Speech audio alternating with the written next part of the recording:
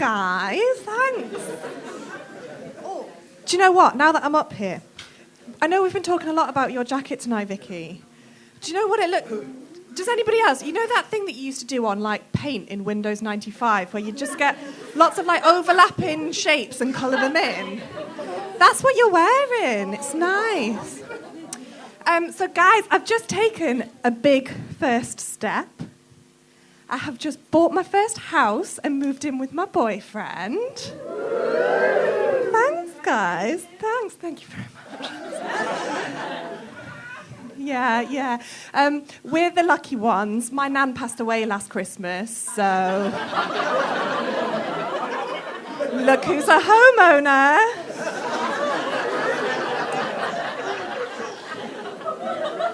It turns out that where there's a will, there is a way.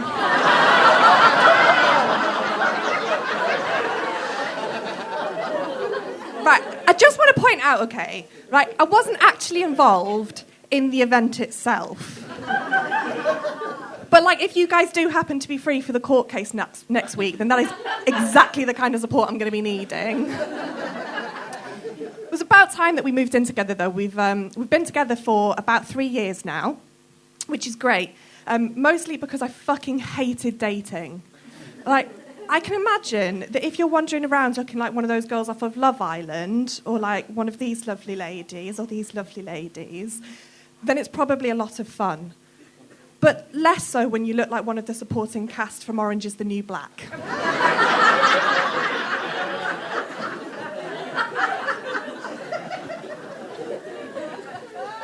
But my boyfriend is, he's a Romanian gentleman.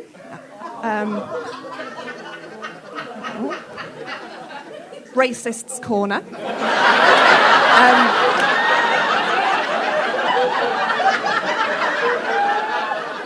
Look, I know, guys, all right, I know what you're thinking.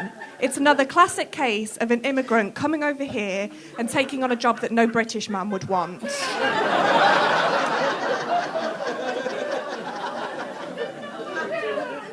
But like most people these days, we met online on, it was desperatelyseekingpassports.com. Look, don't judge me, okay? Don't judge me. You guys can do what you want, but I'm staying in the EU no matter what it takes, okay?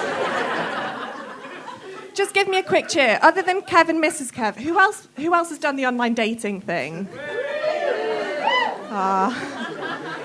That's the sound of an awful lot of people who have bypassed the people weird and hilarious stage of online dating and have now moved on to the what the fuck is wrong with humanity stage of online dating. Because can we just be honest with ourselves for a second? Like, online dating it's fucking horrible. It's terrifying. Especially if you're a woman and especially if you're on Tinder. Because I realised quite recently, Tinder is essentially just like Dream Phone for sadists. Except instead of finding out if the captain of your local football team has a crush on you, you get to find out which men in your local area want to do disgusting and degrading things to you. And only sometimes will he still play for your local football team. But the reason that I ended up stopping using Tinder was like most people, the thing that really got to me was that every so often you'll just be there like happily swiping left and right, and then out of nowhere your screen will just be filled with an enormous, anonymous cock and balls. It's like it's not even artfully taken, it's just a massive hairy scrotum. But because of the nature of the app, you have to touch it to get rid of it. Like, how fucking wrong is that? I was talking to a friend of mine about this recently, and she said, maybe we've just all actually got it wrong. Maybe it's not what we think. Like, maybe it's actually just that the cock has somehow gone rogue. Like, the guy himself is actually in a really committed, healthy, loving and fulfilling relationship. And the cock has just somehow, like, gained sentience and set up his own profile. He's just there like, fuck you, Gareth, I'm taking it solo.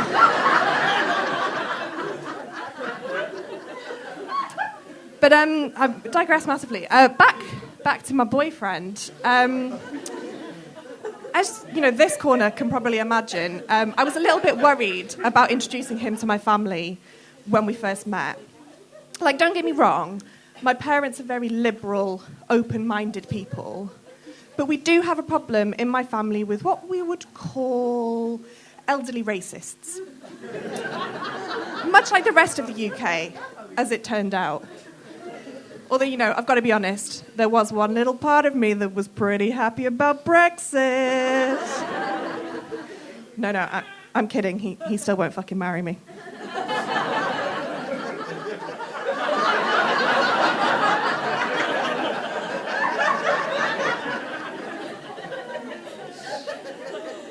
This is really lovely. It's really lovely to be back on stage because I've had to have a bit of time off recently. Basically, every time I had sex, I was having this problem where I felt like my hip was dislocating. So I had to have an operation to repair the RSI from all of the high fives I was getting from guys who thought they'd broken me. I really worry, right, that makes it sound like I have loads of sex. I don't. It's nothing like that. It's just that I tend to find in these situations that guys will call their friends to brag. So all of my walk of shames were starting to look like the final scene from Cool Runnings.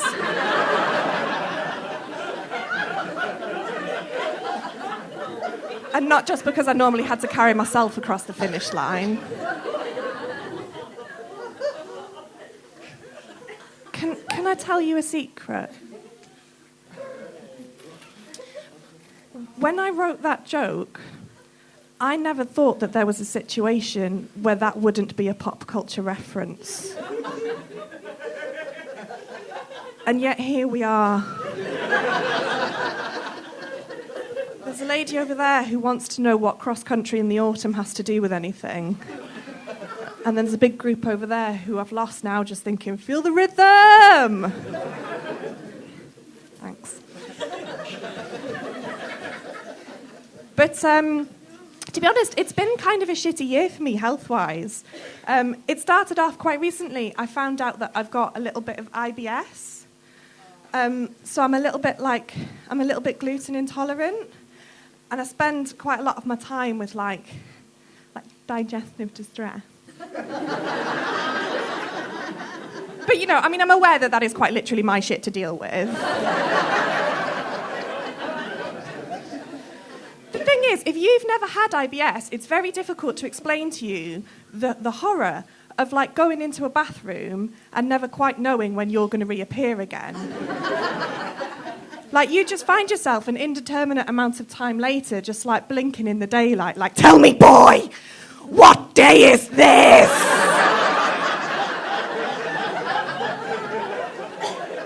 Like, I don't want to compare my plight to that of the Chilean miners. And yet there have been times where I've emerged to the sight of a candle-lit vigil. But probably the worst thing that happened to me was about this time last year, I got a phone call to say that my cervical smear had come back as abnormal. I know, guys, we're actually going there. We're going to do all 3 big C's tonight. Colons, cunts, and comedy about those things. But in an incident of what I can only describe as extreme fuck-my-lifery, I got that phone call the day after my birthday. Now, I'm not sure if anyone in the room has ever had to have their cervix cauterised, but let me reassure you that that's a birthday candle that you can't blow out. As you can imagine, the treatment process at that stage is really unusual, though. Like, I don't think I've had that many people talking in soothing tones as they approach my vagina since they had to fire the maths department from my middle school. But the weirdest thing about it was that I kept getting into all of these conversations with my dad about things like life assurance. Like, my dad was really adamant that I should go out and I should get a policy. But every time we had one of these chats, I just kept hearing this little voice at the back of my head just going, "Don't do it, Claire. Mum got cancer and Dad got a Land Rover."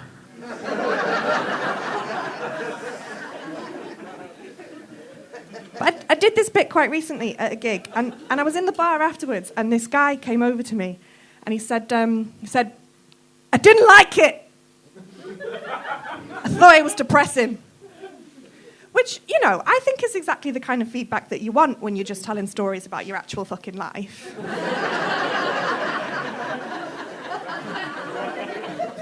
But all I was thinking was like, you found it depressing. I'm the one who had to sit in a room full of strangers whilst they projected a penis-eye view of my vagina onto a 42-inch flat screen. But, you know, I don't know. Maybe this is just one of those things that you can only find funny once a nurse has accidentally clamped your clitoris in a speculum.